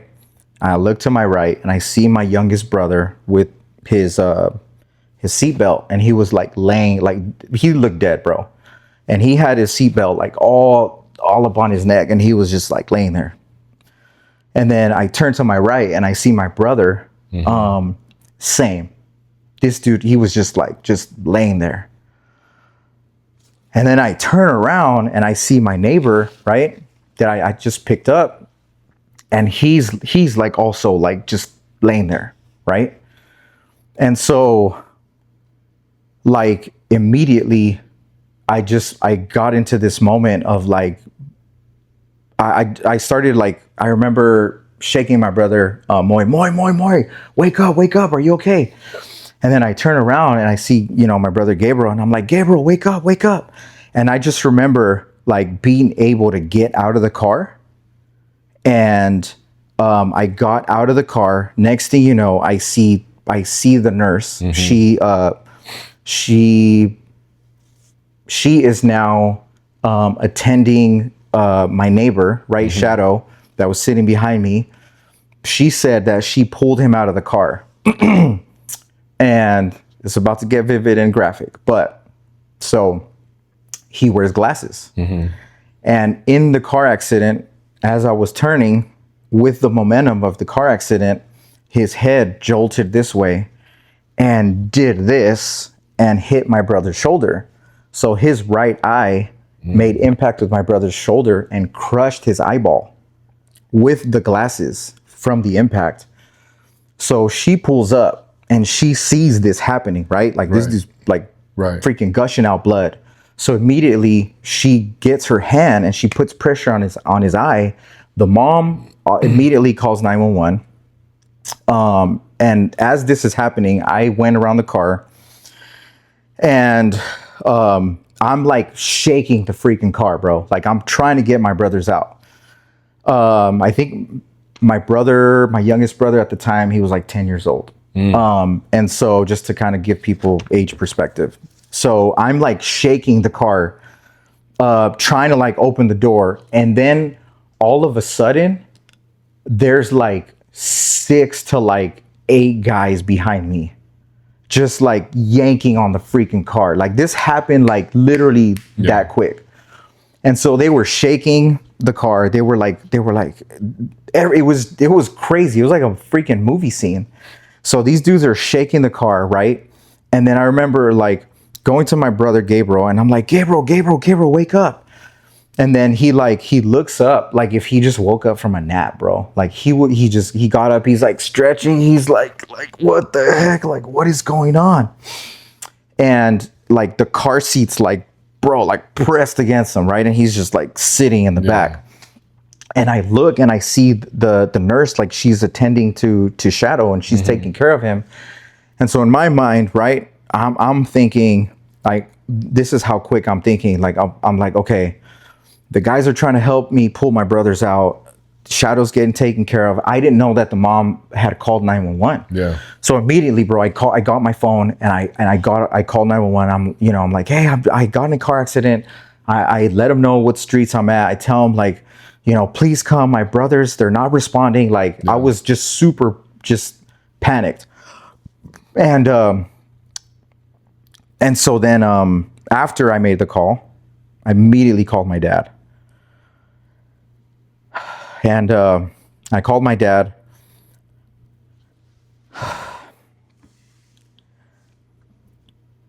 And I was just like, Dad, I just got in a car accident.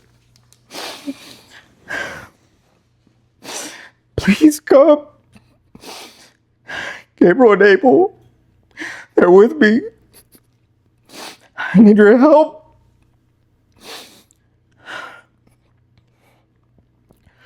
Bro, my dad was like super calm, super collected. And he was a mijo. Did you call 911? I'm like, yes. He's like, okay, don't worry. They're going to be there. They're going to take care of you. Everything's going to be fine. And I'm like, okay. I'm like, please get here. I need you. And I hung up.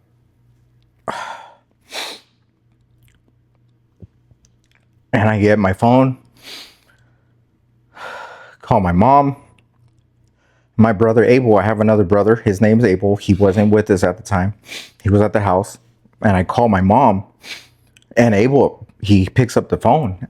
And I remember super vividly, like, I'm expecting my mom to answer. My brother Abel answers the phone. And I'm like, Mom. And he's like, hey, what's up? I'm like, Abel. I'm like, hey, bro, I was just in a car accident. I need you guys to get over here. I'm at the corner of such and such and such and such. Please get over here ASAP. And he's like, oh, bro, are you guys okay? And I'm like, yeah, we're good. Get over here ASAP, bro. Please hurry up. I already called the cops. They're coming. Yeah. I already called Dad. He knows he's on the way. Get over here ASAP. He's like, all right, we're going to go. So hung up. And then my girlfriend at the time, who's now my wife, I called her. And I'm like, babe, I'm like, I was just in a car accident. Please come over here. I need your help. And she's like, okay, are you okay? I'm like, yes, I'm okay. But my brothers are in the car. We can't get them out. Super vivid, right? Super quick. And she was just like, okay. Well, where are you at? So I told her the street. She lives close. So I told her where I was at. And so she's like, okay, cool. I'll head over there. We'll be on the way. So it was her, her sister, her mom, and her stepdad. And so all of this transpires, all of this happens, right? We get into this car accident. This car accident happens. Helicopters show up. Firefighters show up. Ambulance shows up. It's literally like a movie scene, bro.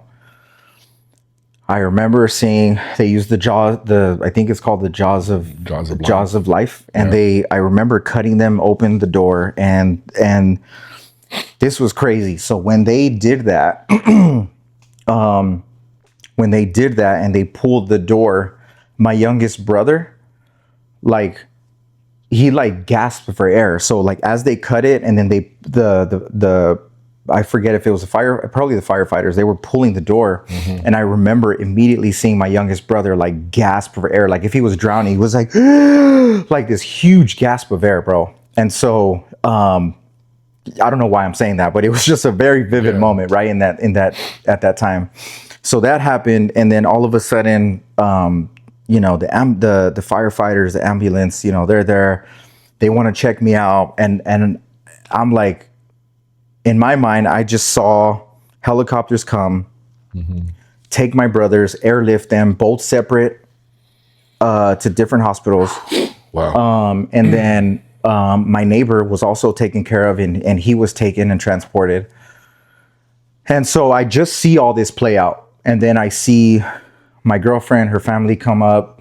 And then I see my brother Abel and then my mom pull up. And then so the ambulance is like, hey, like, we need to check you out. And I'm like freaking out. I'm like, no, I'm good. I want to go with my brothers. And I just remember this firefighter, this dude grabbed me by the shoulder. He's like, hey, you could be bleeding internally. You need to stop and let us check you out. And immediately when he did that, I was like, okay, they need to check me out, bro. I could be dying right now. I don't know. So like, they started. Just got all this adrenaline. Bro, going right my now. adrenaline was just like skyrocketing. So then they're checking me, whatever. They're checking my vitals. And till this day, bro, the only thing that I have to show for this accident is these little scars right here.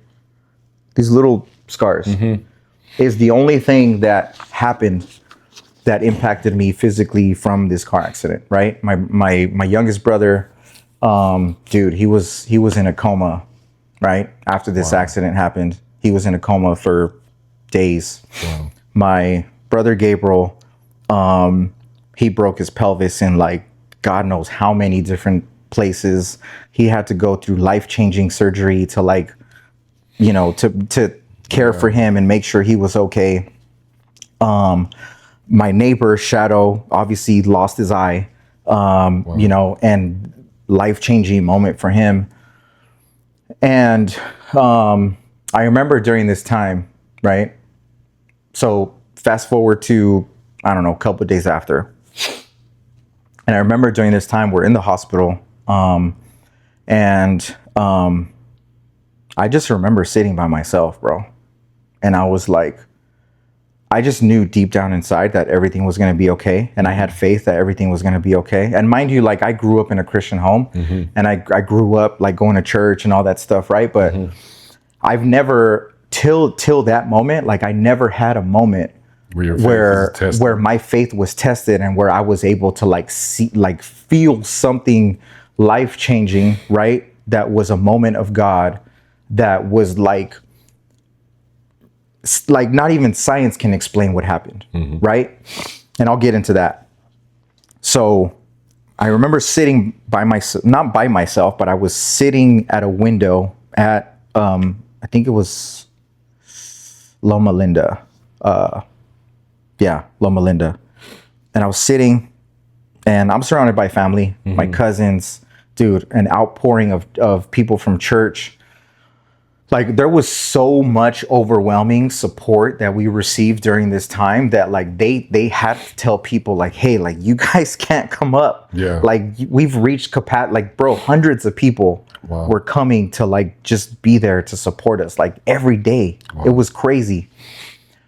And so I just remember sitting by myself and I just knew like deep down inside, right? I like there was a moment of guilt that I felt at this very moment, I remember. And I'm like,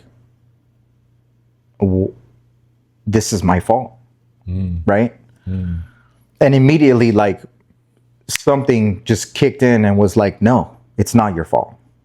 I got you. Like that, like overwhelming, I don't know what you call it, but that overwhelming spirit, like that just, it, you know, it just, those thoughts clearly just went away. And it was like, no, everything's going to be fine. Everything's going to be fine. Trust me, everything's going to be fine. That's the Holy Spirit, man. That's exactly what it was crazy. And so, so then a couple of days after we were like, we had this routine where every morning we'd wake up, have breakfast, and then we'd go to the hospital. Yeah. And then mind you, my brother Moy, he was in a coma at this time, right? During this part. He was in a coma. My brother Gabriel, like he wasn't in a coma. So like he was, you know, he was but he was in the hospital. He was in the hospital. Injured.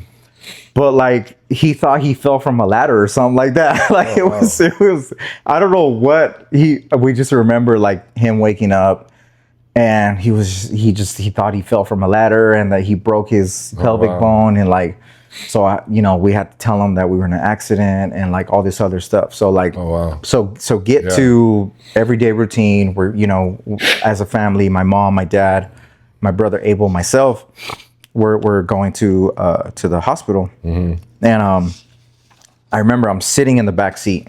My dad's driving, my mom's driving, and then my brother Abel is sitting there and I'm in the back seat. And I just remember my mom like bawling, bro. Like just like she started bawling and she told my dad, she was like, Juan, mira. And there was a car in front of us, right? And that night, my mom had been praying to God, asking God for a sign to give her peace, to know that everything was going to be okay. The car in front of us had a bumper sticker that said, "Don't worry, God is in control." And that was the peace that brought that God brought, right, to my mom, to my dad, to my brother Abel, to me, like during this time. You know, and like it's moments like that, bro, that like unless you're like going through a situation and like things like that just come up out of nowhere where you're just like, that's not a coincidence. Yeah. Like that's on purpose, right? It's by design. It's like, yeah, it's by design. And so fast forward to my youngest brother, Moy, right? He's being at this moment, he is being seen by one of the top brain neurologists in the world, right? So this guy pulls me and my dad to the side. I don't know where my mom was at. I don't know where Abel was at. But at that very moment, he's like, I need to talk to you guys. So he pulls us to the side. And he tells me and my dad, he's like, hey, I just want you guys to know that like it's very unlikely that, you know, he's Moy, that he's gonna like come out of this. And if some miraculous way he does, he's gonna be a vegetable for the rest of his life. Like that's what his education, that's what all of those years science, right? What science was telling us, was telling him. He said, so after that, right? And then my dad looks at him. My dad's super strong man of faith. And he tells him, and he's like, it's okay. I know who I put my trust in.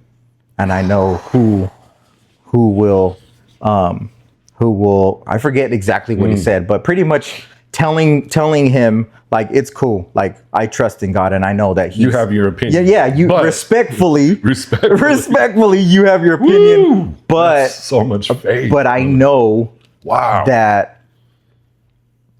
He said, but I know someone who can. Wow. Right? And so the neurologist looks at my dad. And I mean, I don't know if he's a neurologist, but this person looks at my dad and he's like, doctor. Yeah, doctor. But he looks at my dad and he's like shakes his head, you know, like, cool. Yeah. And so fast forward, we're in church. We get a call. My brother Moy wakes up from his coma, asking for my dad. Right? Asking for, I want to see my family, whatever. We get the call, we're at church. Not a vegetable. Not a vegetable, bro. Not a vegetable. A parent, coherent. Apparently he's coherent and he's like, I want to, you know, he wants to talk to his dad, right? So then we're at church, you know, word gets to us, whatever, and then we leave church and then we go to the hospital. And then we see my brother and like he's alive, bro. Like nothing. I mean, not like nothing. Not like nothing, but he's alive, right? And like so far from where he's at now. Educated person told you he was gonna be. 100%. So with time, right? He's going through treatment and all this other stuff. And they're like, hey, he's making great progress. Like, we're going to teach him how to walk. We're going to teach him how to write. Like, he had to learn everything all over again. Oh, wow. He had to learn how to walk. He had to learn how to write. He had to learn how to, like, speak. Because it was, like, super, like, you know, gibberish, like stuff. And so, so they were like, you know, we got to, it's a whole process that he's going to have to go through. Yeah. So, you know, at this point, my brother Gabriel, like, he's doing a lot better. He went through surgery. Right, like he's in recovery. He's in a sling. He's in recovery. Shadow. I want to say like he went through surgery and like because of that nurse, like being at that moment at that time, putting pressure on his eye to make sure that he doesn't bleed out in the time frame that the ambulance came to make sure that we were okay. She saved his life, bro. Like from bleeding out. And so, like, you know, he went through surgery and thankfully he's okay. And then this moment comes up too, is like the ambulance told us, the Corolla with all the windows were tinted.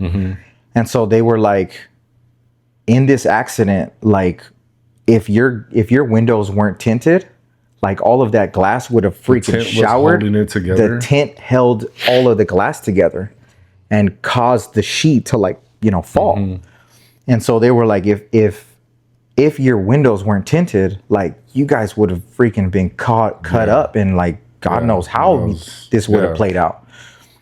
So that's another moment, right? That's like, what the heck? Where like everything just plays out the way God wanted it to play out. And so, fast forward to the bumper sticker, Moy waking up, Gabriel going through surgery, he's good. Shadow going through surgery, he's doing better, he's doing good. And the just everything is like on the up and up, and like like everything is like it's working out. Yeah. And so thankfully, my brother Moy, like nothing ever happened, bro. Like literally awesome. Like nothing ever happened. Like he was able to learn to read, write, walk, all this stuff. Brother Gabriel, he's doing phenomenal. He has a beautiful family of his own. Same Shadow, he has a beautiful family of his own. He's doing well. Wow. And so like I went through that moment, right? Where like everything was pointed to like the worst, right? And it's where I clearly saw like God. I had like a moment, right? Where like God showed up and showed out. And so when people like ask me like, bro, how do you trust God, or how do you believe in God, or all this other stuff, like where does your faith come from? Where does it come from? Like, I grew up in the church, played the drums, was in the worship team, all of that involved, my parents teaching classes and all of that, bro. Like, grew up in the church. But nothing compares to moments that you have experiences like that, where God shows up and shows out. And he's like, see? This was me. And like that is like where I know where I'm at now in my life. I wouldn't be where I'm at, right? As successful I am as in my career, as an entrepreneur, that I'm like starting up my business and trying to make an impact, right? Trying to bring value. Like, bro, like faith is everything to me. Yeah. Like it's like that is how it has impacted me personally. And so like I've had other moments in life where it's just been God moments where he's just showed up and showed out. Yeah. And I think honestly, like until somebody or anybody experiences moments in life where they go through like stuff like that, where they're like, bro, there's no other way. There really isn't. There really isn't. Even if you do grow up the way, I grew up, I was, baptized Catholic, communion, confirmation, all of that, and you as well. Even if you go through that and you have that faith placed in you, there's still no comparison, bro, to seeing God yourself. Yeah. And him moving, and it's him moving in your life. There's nothing, bro. There is exactly how I explained it, right? Like all of that was a coincidence. Like the nurse, where she never goes on a walk. No. Where she's just like, windows, like something's itching in me. I want to go for a walk tonight. Like, for all of that stuff to play out, the way it played out, right? The way it played out, like, bro, there is no other explanation to say like that was it was but God, like, so wow. Thank you for sharing that, bro. Yeah, man. Dude, thank you for sharing that, bro. Appreciate you, bro. Thank you, man. And that's like, you know what I mean? Like those are situations, or that's one situation where for sure, like that was like the rock moment in my life where I know like I could go through anything in life, right? And know that like who I have trust in, right? And whether it doesn't turn out in my favor, I still know who I trust in. And I know that because of that, like I can get through anything, bro. Anything. And so because I have that mindset, right? Like it just allows me to have a different type of drive. Yeah. Like I just, you know, it's not that I feel like impossible or unstoppable or anything, but it's just, I know what you're saying. It's like I have this drive where like I know that I have this support that like, bro, no matter what comes up, I'm gonna be able to handle it because God's not gonna give me anything more than I can't handle, or He knows that I can't get through. Yeah, 100%. So, yeah, man. Woo! Yeah, bro. Dang, I wasn't expecting to share that. I wasn't expecting to share that, man. And like we've never talked about that. No, we haven't, and we've shared some personal things. Yeah. But wow, Juan. One last deep question. Yeah, that was pretty deep, bro. Know, dude. Yeah. I want you to answer it. Yeah. Take your time, whatever you need to. But we're gonna wrap it up on this, anglers. This has been just an amazing podcast with my brother Juan here at Pura Trucha Co. I hope you guys are getting something from it. But last question. This is my notes say potential mic drop moment. I think we need another mic. That one was just dropped. If Pura Trucha disappeared tomorrow, and all that remained was the impact it had on people, what would you hope that impact was? Love. Yeah, bro. Amen. I think just like, you know, like just the love that people felt, the support that people felt, you know, whether they had an interaction with me.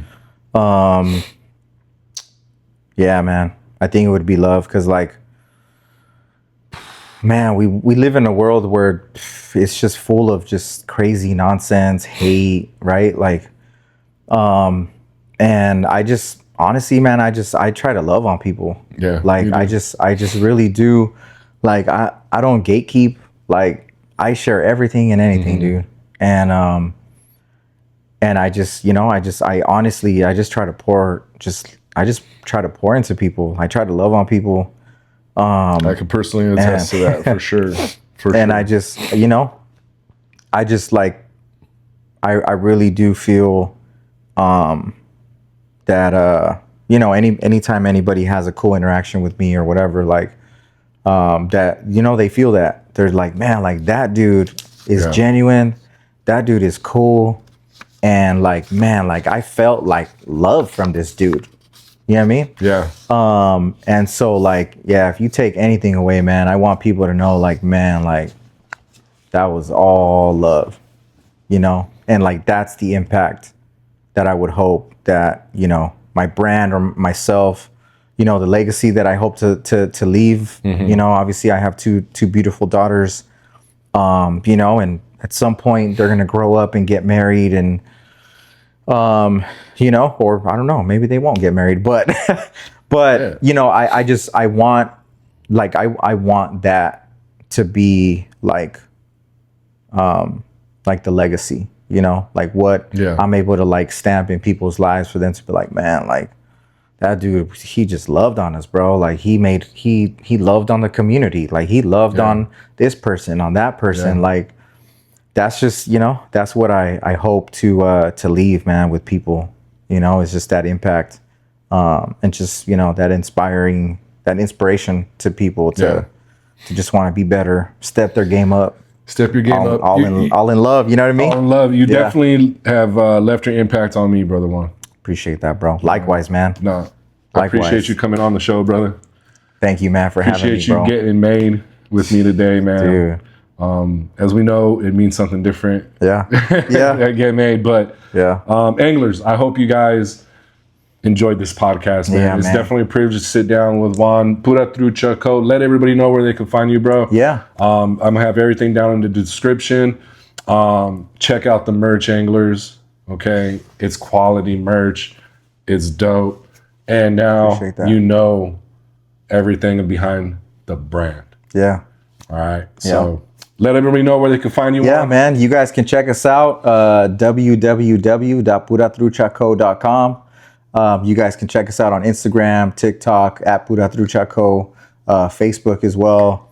Yeah, man. All the links will be down in the description. So if you guys can, man, just, sharing this video would be super dope. Man, just for everybody that has poured into me, in the brand and just like continue to support, like, man, I'm super, super grateful, to all of you, to you as well, man. Like, you've definitely been a huge support, for me personally, but then also for the brand as well. I don't take that for granted. I definitely do appreciate you. I appreciate you using your platform, man, and like the dopeness that comes out of the podcasts, and you're able to use what God gave you, right, and use your platform to put others on. And man, like, you're able to make that impact in the community. So shout out to you. Dude. Appreciate you. I appreciate that, bro. But yeah, that's where you guys can check us out. Again, thank you guys for the support, and just keep looking out for other stuff that we got coming out. We do it all for the community. So if you guys have any requests, like anything that you guys would love to see, man, I take feedback. I love to hear from everybody. But yeah, man, that's where they can check us out. That's awesome, Juan. Anglers, thank you again for joining me on the Get Made Show. This is a banger, man. I can't wait to get it out there. Again, check out Pura Trucha Co. You're going to see a lot more, Juan, with Trout Made. We have our collab coming in. Look out for that. SoCal season looks like we're going to be dropping that, right? Like right after the beginning, probably the beginning. Yeah. Maybe it's good. Maybe the holidays. Yeah, we'll see. We'll see. Yeah. But it's exciting to have Juan here. It's exciting to see you grow. Thank you, man. And whatever you need to do, you already know, dog. Appreciate you already know. Check out Pura Trucha. Thank you guys for watching. And we're out. Yeah. Till next time. Peace. Bro. Sick, dog. Sick. Bro, I wasn't expecting to share that. That was all God, awesome, man. Bro. Let's get some that was all God, bro.